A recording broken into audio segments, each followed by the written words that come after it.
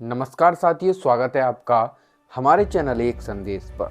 मैं राहुल लोधी आपके सामने फिर से आया हूं एक नई बात पर चर्चा करने के लिए, एक नए दोहे पर चर्चा करने के लिए, एक नए मुद्दे पर चर्चा करने के लिए। आखिर क्या है वो मुद्दा, आखिर क्या है वो दोहा, मैं आपको आज इस चर्चा के माध्यम से बताऊंगा सत्यता को।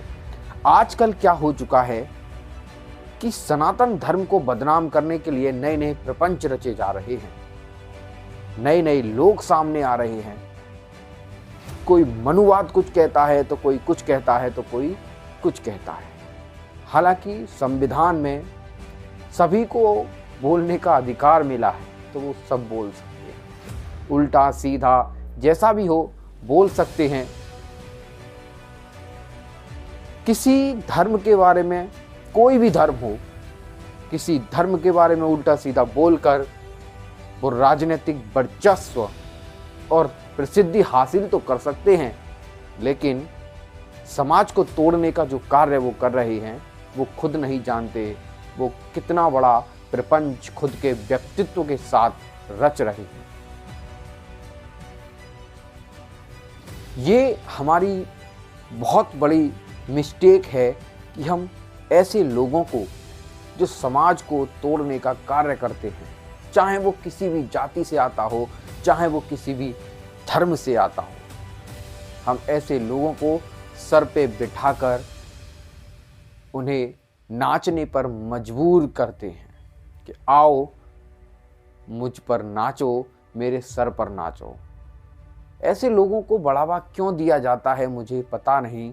राजनीतिक वर्चस्व स्थापित करने के लिए या एक ऐसा प्रपंच बनाकर तैयार किया जा रहा है कि एक इधर से धर्म के बारे में बोलेगा तो राजनीतिक वर्चस्व स्थापित होगा, एक उधर से धर्म के बारे में बोलेगा तो राजनीतिक वर्चस्व स्थापित होगा।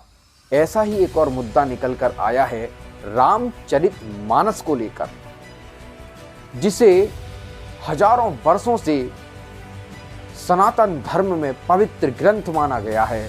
आज उसी ग्रंथ पर कुछ महान लोग, कुछ महान प्रोफेसर, महान ही बोलेंगे, शिक्षा मंत्री, एक ऐसे राज्य के शिक्षा मंत्री जहां के deputy CM 9th class pass हैं, एक ऐसे शिक्षा मंत्री जहां चारा घोटाला हो जाता है, एक ऐसे शिक्षा मंत्री जो एक दूसरे पर कहीं ना कहीं हस्तक्षेप करते हैं, एक दूसरे पर एक उल्टी करके उंगली कर देते हैं कि आ वेल मुझे मार। ऐसा ही एक प्रोफेसर हैं चंद्रशेखर। प्रोफेसर चंद्रशेखर बिहार की शिक्षा मंत्री हैं, नालंदा विश्वविद्यालय में प्रोफेसर भी हैं। हालांकि शिक्षा मंत्री होने के नाते उन्हें सबको एक रूप से देखना चाहिए, सभी धर्मों को एक रूप से देखना चाहिए, सभी जातियों को एक रूप से देखना चाहिए। लेकिन जब मन में जहर घुला हो तो उसे सब कुछ जहर ही लगेगा और वो जहर ही उबलेगा। तो अब बात आते हैं श्री रामचरितमानस पर। आजकल एक दोहे पर बहुत बड़ी बहस छिड़ गई है और वो दोहा इस प्रकार है। वो दोहा है, ढोल गंवार शूद्र पशु नारी, सकल ताड़ना के अधिकारी। कितना अच्छा ये दोहा है। अगर इसको सही शब्दों में सही अर्थ लिया जाए इस दोहे का, तो बहुत ही मार्गदर्शक दोहा, बहुत ही अच्छा दोहा ये है। लेकिन कुछ महान लोगों ने इस दोहे को भी अपनी जहर भरी मानसिकता से भर दिया है और वो लोग ये कह रहे हैं कि श्री रामचरितमानस जहर उबलती है, रामचरितमानस में जहर भरा हुआ है। चलिए, वो उनके राजनीतिक वर्चस्व होंगे, स्थापित करने के लिए होंगे, लेकिन असलियत तो ये है कि वो ऐसा उल्टा सीधा बोलकर प्रसिद्धि हासिल कर लेते हैं, झूठी प्रसिद्धि जिसे बोलते हैं। वो लोग काम पर बात नहीं करते, बिहार में सेशन लेट हो रहे हैं वो उस पर बात नहीं करते, लेकिन उनको बात चाहिए, बात को बतंगड़ बनाने के लिए। शिक्षा मंत्री कभी रोजगार पर बात नहीं करेंगे, कभी भी बच्चों की शिक्षा पर बात नहीं करेंगे। कितने विद्यालय वो बनवा रहे हैं, नई नई यूनिवर्सिटीज कितनी खोल दी हैं, उन पर बात नहीं करेंगे। लेकिन एक धर्म की आस्था के प्रति वो जरूर आकर जहर भर देंगे और फिर एक नया मुद्दा खड़ा हो जाएगा और वो उन मुद्दों से बच निकलेंगे जिसके लिए उन्हें शिक्षा मंत्री बनाया गया है। तो आइए चलते हैं उस दोहे पर। ढोल गंवार शूद्र पशु नारी, सकल ताड़ना के अधिकारी। ढोल, यदि मैं ये कहूं कि हे ढोल देवता, हे मेरे प्रार्थी, हे मेरे प्रिय, आप बज जाओ और मृदु मृदु यानी कि मीठी मीठी आवाज निकालो, तो क्या वो बज जाएगा? जब तक ढोल को पीटा नहीं जाएगा तब तक वो ढोल मीठी आवाज नहीं निकाल सकता। इसी प्रकार से ढोल गवार, यदि मैं किसी गवार, गवार का इसमें मतलब है कि विवेकहीन व्यक्ति जिसमें बुद्धि ना हो, मैं अपनी अनदेखी में उस विवेकहीन व्यक्ति को कुछ कार्य करने के लिए दे दूं तो वो कार्य ठीक कर देगा क्या? वो कार्य नहीं कर सकता ठीक। इसीलिए उसको देखते रहना चाहिए, उस पर दृष्टि रखनी चाहिए। गंवार का असली मतलब यहां पर यह आ जाता है, ये जो दोहा है ये बहुअर्थी छंदक के रूप में प्रस्तुत किया गया है। ढोल गंवार शूद्र, शूद्र शूद्र शूद्र, इस पर लेकर बहुत बड़ी टिप्पणी हो जाती है जो बहुत ही पिछड़े तबके से आते हैं, बहुत ही निम्न लेवल से आते हैं। वो लोग इसको कहीं ना कहीं गलत मानते हैं। आखिर क्यों गलत मानते हैं? वो लोग ये सोचते हैं कि हम पर बहुत बड़ा अपराध किया गया है, पिछली जमाने की कुछ कुरीतियां रही हैं तो वो कुरीतियां खत्म हो रही हैं धीरे धीरे।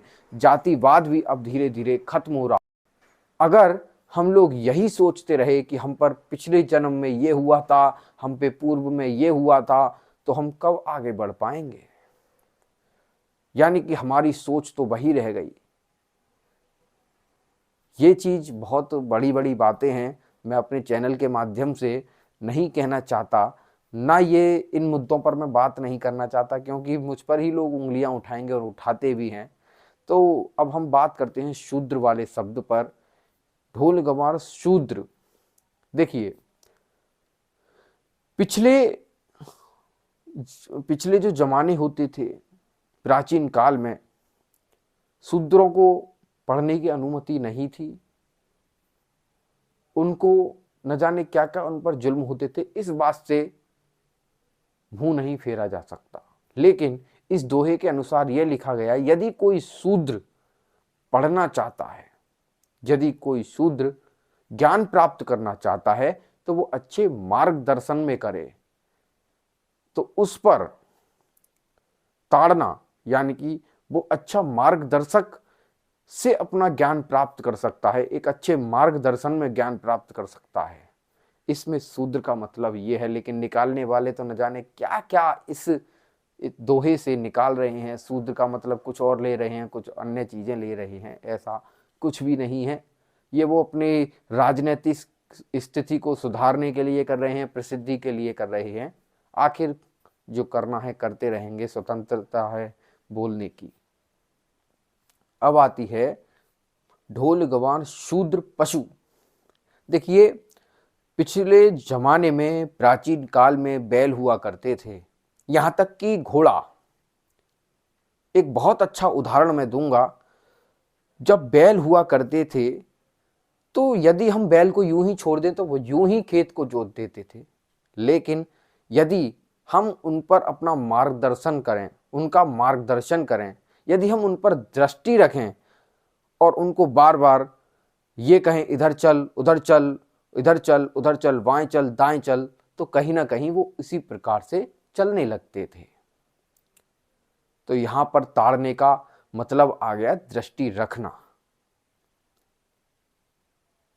बैलों के लिए, पशुओं के लिए। अब एक बात आती है घोड़ों की।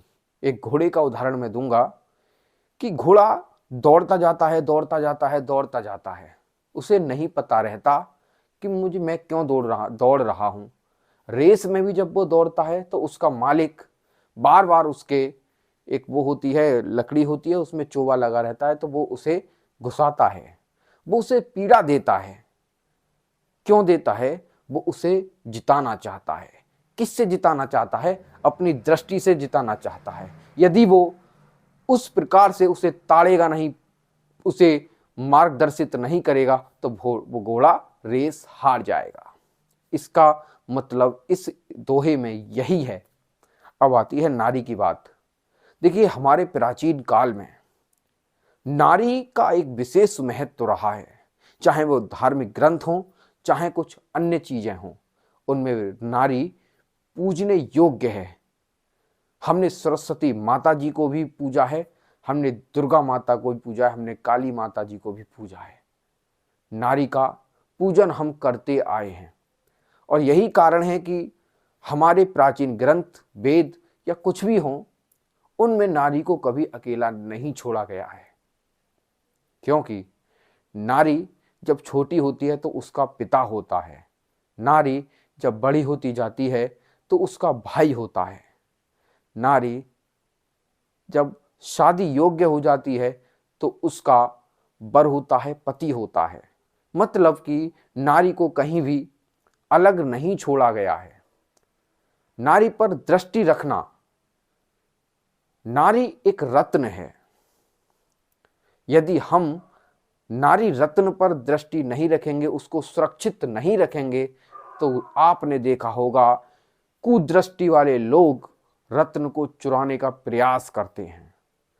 आप आजकल देख भी रहे होंगे कि यदि थोड़ी सी भी चूक हो जाती है तो किस प्रकार से राक्षस प्रवृत्ति के लोग नारी के साथ दुर्दशा कर देते हैं।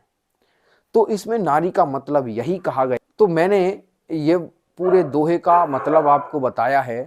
आप किस प्रकार से इस दोहे से सहमत हैं और मेरी बातों से सहमत हैं, कृपया कमेंट के में ज़रूर बताएं, कमेंट के नीचे इनबॉक्स में ज़रूर बताएं और हमारे चैनल को ज़रूर सब्सक्राइब करें और वीडियो पसंद आए तो लाइक करें, शेयर करें। जब तक के लिए आपसे मैं विदा लेता हूं और आप अपने जीवन में खुश रहें। धन्यवाद।